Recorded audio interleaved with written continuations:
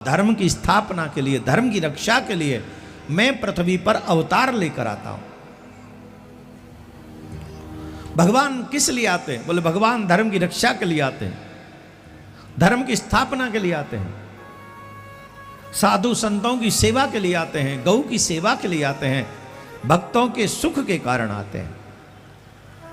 अब ये हर सनातनी को ये सोचना चाहिए, जब मेरा भगवान धर्म की रक्षा के लिए आते हैं तो मेरे घर में अधर्म क्यों हो रहा है?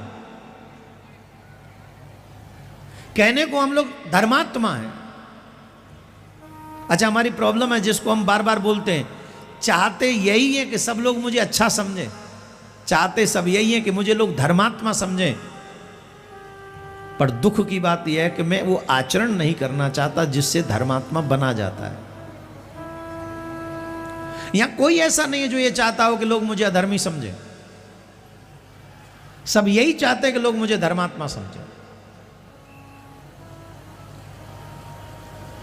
परिस्थिति क्या है? धर्मयुक्त आचरण नहीं है।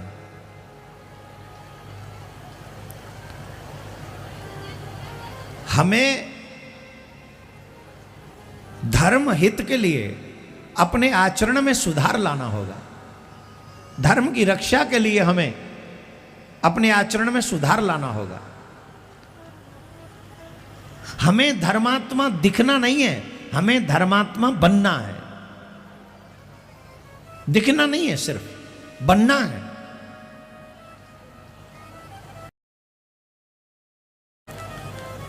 और जब हम धर्मात्मा बनेंगे तो हमारे ऊपर ठाकुर जी कृपा करेंगे, क्योंकि ठाकुर जी धर्मात्मा लोगों की रक्षा के लिए बार बार पृथ्वी पर आते हैं, बार बार पृथ्वी पर आते हैं। कौन कौन चाहता है कि हम सब मिलकर धर्म की रक्षा करें?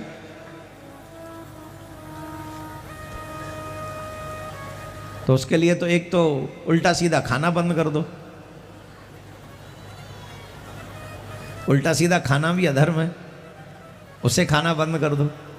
दूसरा, अपने माथे पे तिलक लगाओ। भगवान की पूजा नित्य करो, अपने घर में नित्य करो। और जो पूजा तुम कर रहे हो अपने घर में, वही पूजा तुम्हारे बच्चे करें, ऐसा उपदेश उन बच्चों को करो। तुम्हारे बाद भी मंदिर में दीपक जलते रहें, तुम्हारे बाद भी मंदिर में शंख बजते रहें, तुम्हारे बाद भी मंदिर में ठाकुर के लिए भजन गाए जाते रहें। ऐसा प्रयास खुद करो और अपने बच्चों से करवा। इसी का प्रचार प्रसार करने के लिए, इसी को लोगों तक पहुंचाने के लिए, इसी कार्य को आगे बढ़ाने के लिए हमने सभी सनातनियों से कहा है कि आप सब सनातनी चाहे थोड़ा थोड़ा ही सही, पर हमारा सहयोग करें, जिससे हम उस कार्य को आगे बढ़ा सकें। और कई लोगों ने बहुत हृदय से उसका सपोर्ट किया है, तो हम व्यासपीठ से आशीर्वाद देते हैं। जो लोग इसमें सम्मिलित हो रहे, भगवान आपके घर में आपके खजाने इतने बढ़ के रखे, इतने भर के रखे कि आपको किसी और के आगे हाथ न फैलाना पड़े। खूब भगवान कृपा करे।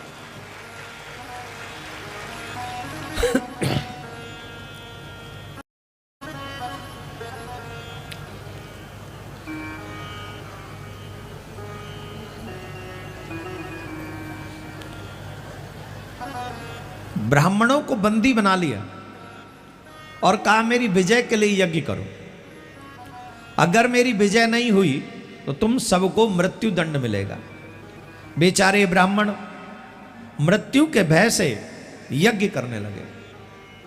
अब भगवान ने सोचा कि ब्राह्मणों का वध हुआ तो अधर्म की स्थापना होगी, धर्म का हानि होगी, तो क्यों ना मैंने वीरता के तमाम काम किए हैं, आज एक कायरता का काम कर लेते हैं। ठाकुर जी रण छोड़ के भाग गए कालियवन के आगे से।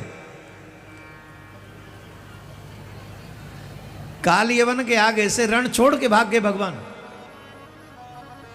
किसके लिए? ब्राह्मणों के प्राणों की रक्षा के लिए।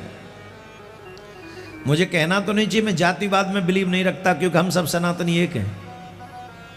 पर कुछ लोग अपनी एक कुर्सी के खातिर ऐसा, क्या अभी एक नया पंगा उठा रखा है लोगों ने, जानते हो क्या? जातिगत जनगणना करो। अच्छा, क्या मिलेगा? जो कम जाति वाले होंगे उन्हें गोली मार दोगे। मैं मान लो कि सबसे ज्यादा कम साधु संत महात्मा है या कोई भी जाति है, उसका क्या करोगे आप? अरे इतना बुरा तो अंग्रेजों ने नहीं किया था हमारे साथ जितना बुरा हम कर रहे हैं।